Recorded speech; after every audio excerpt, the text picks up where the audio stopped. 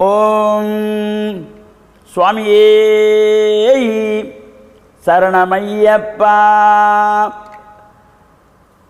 ஐயப்பா சரணம் சரணம் கரிகர சுதனே சரணம் சரணம்.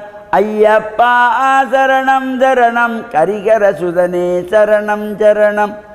பம்பையின் பாலா சரணம் சரணம் பந்தளவேந்தே சரணம் சரணம். ஐயப்பா சரணம் சரணம் ஹரிஹர சுதனே சரணம் சரணம். ஹரிஹர சுதனே சரணம் சரணம். ஓம் சுவாமியே சரணமையப்பா. சுவாமி சரணம். மேன்மைகொள் சைவ நீதி விளங்குக உலகமெல்லாம். நோயற்ற வாழ்வே குறைவற்ற செல்வம். அந்த நோய் நொடிகள் இல்லாத வாழ்வு இந்த உலக மக்கள் எல்லோரும் வாழ வேண்டுமென்று கலியுகத்தின் காந்தமலை யோதியாகிய சபரிமலை சுவாமி ஐயப்பனுடைய திருவடிகளை சிறந்தாழ்த்தி டான் தமிழொலி ஓம் தொலைக்காட்சி நேயர்கள் அனைவருக்கும் சர்வதேச இந்து மத குருபடத்தின் சார்பில் இனிய வணக்கங்களும் நல்லாசிகளும். என்றும் மங்களகரமான விஸ்வாவசு வருஷம் கார்த்திகை மாதம் 13ஆம் நாள் 29/11/2025 சனிக்கிழமை. இன்று மலர்ந்திருக்கின்ற இன்றைய பொழுதும் நம் எல்லோருடைய வாழ்விலும் எல்லா விதமான சிறப்புகளும் வெற்றிகளும் கிடைக்க வேண்டும் என்று இறைவனை பிரார்த்தித்து இஷ்ட தெய்வங்கள் குலதெய்வங்களையும் வழிபாடு செய்து பெற்றோர்கள் பெரியோர்கள் குருவானவர்கள் ஆசிரியர்களையும் வணங்கியவர்களுடைய அன்பையும் ஆசையையும் பெறுகின்ற பொழுது எந்த நாளுமே நமக்கு நல்ல நாளாக அமையக்கூடியது. இன்று மந்தவாரம் என்கின்ற சனிக்கிழமை. நாம் இந்த சனிக்கிழமையில் எந்த ஒரு சுபகாரியங்கள் செய்யக்கூடாது, திருமணங்களை நடத்தக்கூடாது, கிரகப்பிரவேசம் செய்யக்கூடாது, ஆலயத்திலே கும்பாபிஷேகத்தை ஆரம்பிக்கக்கூடாது, ஆலய கும்பாபிஷேகம் செய்யக்கூடாது. இதில் தொடர்ந்து கிரிகள் நடந்து கொண்டு வரலாம். சனிக்கிழமையில் கும்பாபிஷேகம் நடக்கக்கூடாது. அவ்வாறு ஐயப்பனுடைய பூஜை வழிபாடுகள், சனீஸ்வர பகவானுடைய வழிபாடுகள், மகாவிஷ்ணுனுடைய வழிபாடுகளுக்கு இந்த சனிக்கிழமையிலே செய்து கொள்ளுகின்ற பொழுது எல்லா சிறப்புகளும் கிடைக்கக்கூடியது. இப்பொழுது நாடளாவிய ரீதியிலே சபரிமலை ஐயப்ப சுவாமியினுடைய புனித யாத்திரைக்காக, சபரிமலை யாத்திரைக்காக விரதமிருந்து கருப்பு ஆடை அணிந்து கழுத்தில் மாலை அணிந்திருக்கின்ற ஐயப்ப சுவாமிகளுக்கெல்லாம் இந்த காலை மாலையிலே சரணகோஷங்களை எழுப்பி பிரார்த்தனைகள் செய்ய வேண்டும்.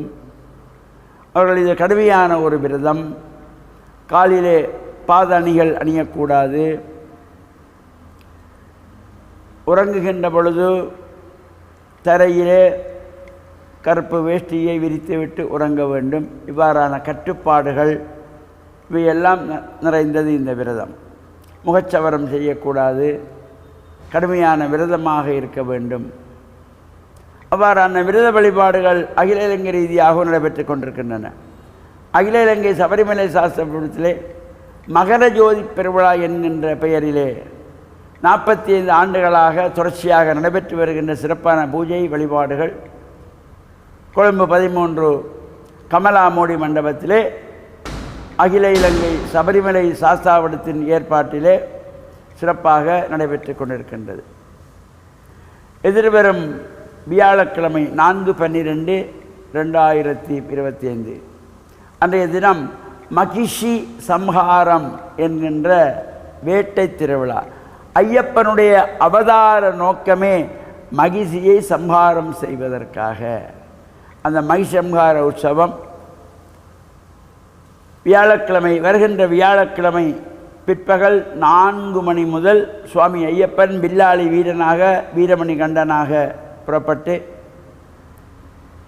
ஜிந்துப்பிட்டி வீதி கண்ணாரத்திரு வழியாக மயிலன் சந்தியிலே இந்த சம்ஹார உற்சவம் சிறப்பாக நடைபெற இருக்கின்றது. அந்த பூஜைகளில் கலந்து கொள்வதோடு மீன்பாடும் தேனாடு என்று போற்றுகின்ற மட்டக்களப்பு திராய்மடு ஸ்ரீ சபரீச ஐயப்பன் தேவஸ்தானத்திலேயே கும்பாபிஷேக நிகழ்வுகளிலே தைலாபியங்கம் என்கின்ற எண்ணெய் காப்பு இந்த உற்சவத்திலும் கலந்து கொண்டு சுவாமி ஐயப்பனுடைய அருளையெல்லாம் பெறுகின்ற வகையிலே திராய்மடு ஐயப்பன் தேவஸ்தானம், இந்த சபரீச ஐயப்பன் தேவஸ்தானத்தினுடைய நிகழ்வுகளில் அனைத்து அடியார்களும் கலந்து இறையருளை பெற்று மண்ணில் நல்ல வண்ணம் வாழவும், இந்த திராய்மடுவிலே இருக்கின்றதாகிய 18 படிகள் கூடிய சபரீச ஐயப்பன் தேவஸ்தானம் ஐயப்பனுடைய சன்னிதானமாக, அந்த ஆலயத்தினுடைய தேவஸ்தானத்தினுடைய குருசுவாமியாக ஆதீன கர்த்தாவாக இருக்கின்ற சிவஸ்ரீ ஏகநாத குருக்களுடைய ஏற்பாட்டிலே இந்த சிறப்பான பூஜை வழிபாடுகள், அங்கே நிர்வாக சபையிலே உள்ளவர்கள், தொண்டர்கள், அடியார்கள் கலந்து இந்த இறை வழிபாடுகளிலே ஈடுபடுகின்ற பொழுதும் எல்லா விதமான நன்மைகளையும் பெற்று பேரானந்த பெருவாழ்வாள டான் தமிழொலி ஓம் தொலைக்காட்சி நேயர்கள் அனைவருக்கும் சர்வதேச இந்து மத குருபிடம் அகில இலங்கை சபரிமலை ஸ்ரீ சாஸ்தாபுரத்தின் சார்பில் நல்ல ஆசிகளை கூறிக்கொள்வதில் மன மகிழ்வு கொள்கிறோம். சர்வே ஜனாக சுகினோ பவந்து சமஸ்த சன்மங்களானி சந்து சுபம்.